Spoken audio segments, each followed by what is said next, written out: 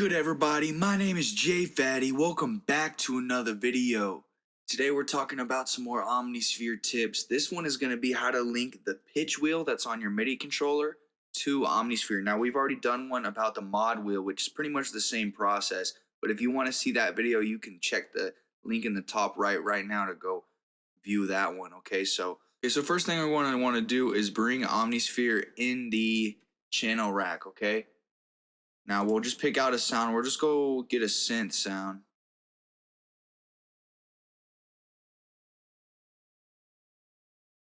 Okay, we'll just use this sound right here. Turn it down a little bit. But now to link the pitch wheel, when I mess with the pitch wheel while I'm playing this,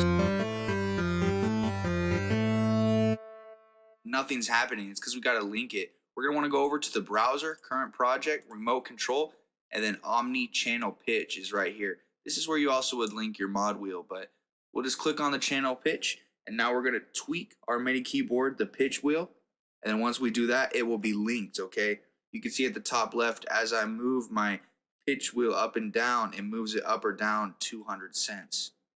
Okay, so now when we play something,